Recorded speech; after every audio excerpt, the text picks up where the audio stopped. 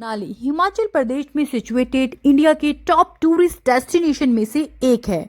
Mighty Himalayas की गोद में बसा ये शहर अपनी प्राकृतिक खूबसूरती और साथ में अपनी एडवेंचरस एक्टिविटीज के लिए जाना जाता है। हर साल लाखों की तादाद में सैलानी यहाँ पहुंचते हैं और एक्सपीरियंस करते हैं यहाँ का रिच एंड ट्रेडिशनल कल्चर। आप यहाँ तक पहुँचेंगे कैसे? अब मनाली का अपना कोई एयरपोर्ट और रेलवे स्टेशन नहीं है। यहाँ पर पहुँचने का सबसे बेस्ट तरीका है बाय रोड। दिल्ली, चंडीगढ़, शिमला और धर्मशाला जैसी जगहों से मनाली के लिए बसें चलती है। रेगुलर, वॉल्वो और स्टेट ट्रांसफर की बसें जिनका रेंट है 800 से 1500।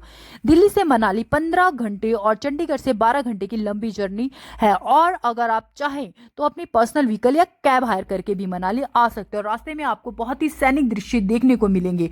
अगर आप नॉर्थ इंडिया के अलावा कहीं और से मनाली विजिट करने आ रहे हैं तो आप भुंतर एयरपोर्ट की फ्लाइट भी ले सकते हैं और भुंतर से मनाली आप कैब हायर करके 1 से 1.5 घंटे में पहुंच जाओगे। मनाली पहुंचकर सबसे पहले आपको अपने होटल में पहुंचकर रेस्ट करना है। मनाली में आपको लग्जरी से बजट दोनों कैटेगरीज के होटल और रिजॉर्ट मिल जाएंगे। मैं आपको रिकमेंड करूंगी कि आप अपना होटल या होम स्टे ओल्ड मनाली में ही बुक करें। मनाली 2 पार्ट में है, डिवाइडेड है। न्यू मनाली जहां आपको माल रोड, शॉपिंग सेंटर और टूरिस्ट और क्राउड देखने को मिलेगा। वहीं ओल्ड मनाली में आपको नेचुरल ब्यूटी, पीसफुल वाइब्स और लेस क्राउडेड जगह देखने को मिलती है और इसी वजह से आपको स्टे के लिए ओल्ड मनाली बेस्ट है। दोस्तों, मनाली बहुत ही अच्छे से एक्सप्लोर करने के लिए आप यहाँ बाइक या कार भी रेंट पर ले सकते हैं।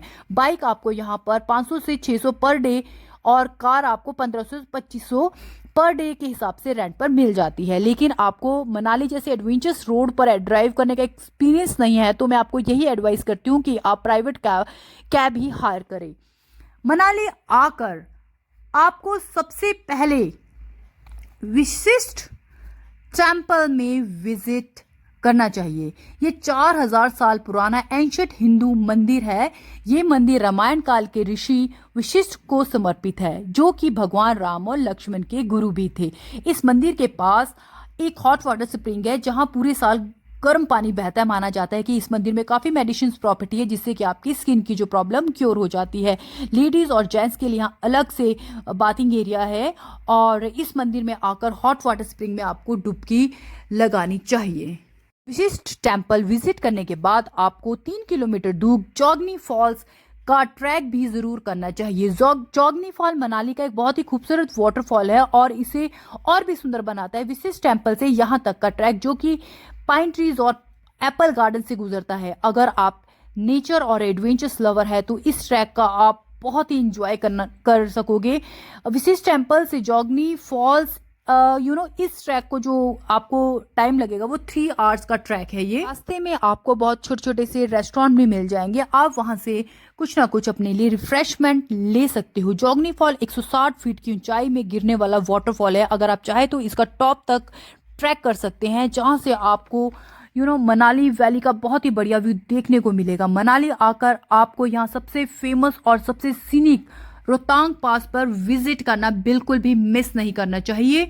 1300 फीट से भी ज्यादा एल्टीट्यूड पर स्थित रोहतांग पास हिमालयाज के सबसे ऊंचे पासेस में से एक है और यहाँ से आपको हिमालय से पीर पंजाब रेंज का बहुत ही बढ़िया व्यू देखने को मिलता है। रोहतांग पास मनाली से 50 किलोमीटर की दूरी पर है, लेकिन यहाँ के स्नो कैट माउंटेन्स और नेचुरल ब्यूटी का जो व्यू आपको देखने को मिलता है उसे वर्ड्स में डिस्क्राइब करना बहुत मुश्किल है।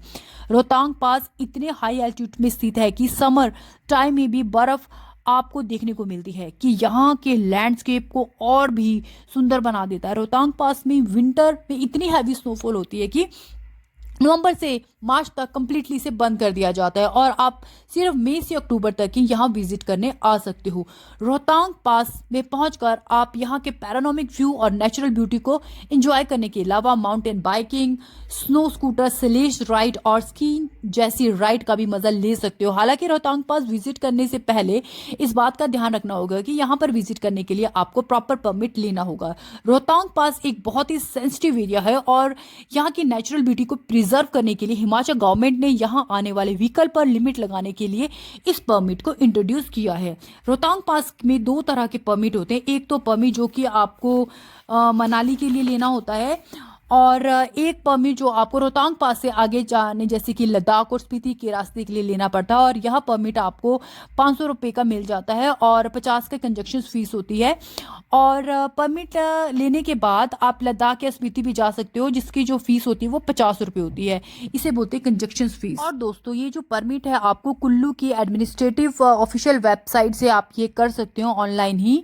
और यहाँ पर जो कि व्हीकल अलाउड होती है, 1200 व्हीकल ही अलाउड होती है, इसलिए मेक श्योर कि आप 2 दिन पहले ही अपना ये परमिट बनवा लें, ताकि आपको किसी भी तरह की कोई ऐसा प्रॉब्लम ना हो। और लद्दाख वगैरह के लिए ऐसा आपको कोई रिस्ट्रिक्शंस नहीं है। जब आप लद्दाख जाते हो, लेह लद्दाख या फिर आप स्पीति जाते हो, तो ऐसा आपको कोई प्रॉब्लम नहीं आएगी। और एक और बात कि ये जो हमारा रोहतांग पास है, ट्यूसडे के दिन यहाँ पे मेंटेनेंस चली होती है, इसलिए वो क्लोज होता है, और इसलिए यहाँ पर किसी भी तरह की ट्यूसडे को एक्टिविटीज़ नहीं होती। तो इसलिए आप ऐसा कोई भी अपना ट्यूसडे के दिन प्लान ना करें। नेक्स्ट जो हमारा विजिट प्लेस है वो है सोलांग वैली। सोलांग वैली मनाली से रोहतांग पास के रास्ते में ही लोकेटेड है। सोलांग वैली अपनी स्नो कैड माउंटेन और लश ग्रीन लैंडस्केप की वजह से फेमस है, और एडवेंचर्स लवर्स के लिए यह मस्ट विजिट प्लेस है। मनाली की सारी एडवेंचर्स एक्टिविटी जैसे कि paragliding, cable ropeway, snow scooter और जॉर्बिंग आपको स्नो वैली में ही देखने को मिलती है। विंटर के टाइम पर स्नो वैली पूरी तरह से स्नो से कवर हो जाती है, जो कि इसे स्कीइंग और बाकी की विंटर एक्टिविटीज के लिए परफेक्ट डेस्टिनेशन बनाता है। सोलांग वैली से ज्यादातर एडवेंचर एक्टिविटी 500 से 2000 रुपए में बहुत अच्छे से आप इंजॉय कर सकते हैं। हमारी लिस्ट में अगला नाम जो आता है वो है हडिम्बा देवी टेम्पल का। हडिम्बा देवी टेम्पल मनाली का बहुत ही फेमस टेम्पल है, जो कि महाभारत काल के पांडव भीम की पत्नी हडिम्बा देवी को समर्पित है। 1553 में बना ये मंदिर ओल्ड मनाली से 3 किलोमीटर दूर देवदार के फॉरेस्ट में सिचुएटेड है, और ये मंदिर अपनी यूनिक आर्किटेक्चर की वजह से फेमस है। ये मंदिर मेनली लकड़ी और पत्थर से बना गया है, और कोइन शेप की रूफ है की वजह से जाना जाता है। इस तरह का आर्किटेक्चर हिंदू मंदिर बहुत ही कम देखने को मिलता है। हडिम्बा टेम्पल विजिट करने के बाद आप यहाँ कुछ ही दूर जाना विलेज के जाना वाटरफॉल में भी विजिट कर सकते हैं, जो कि 300 फीट की हाइट से बहने वाला बहुत ही सैनिक वाटरफॉल है।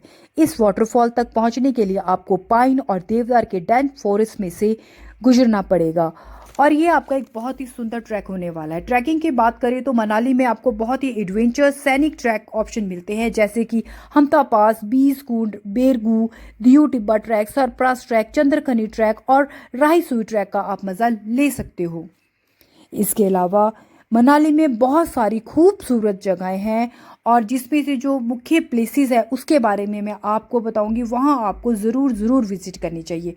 उनमें से हैं मणिकरण साहिब गुरुद्वारा, मन्नू टेम्पल, सैंथल वैली, अर्जुन गुफा, Kasol, Beas river view point, great Himalayas national park, और भी काफ़ी सारी जगहों पर आप विजिट कर सकते हैं। मनाली के बारे में एक और चीज़ आपको ध्यान रखनी होगी कि जब भी आप यहाँ पर बस के अलावा आते हो तो आपको यहाँ पर परमिट लेना ज़रूरी है।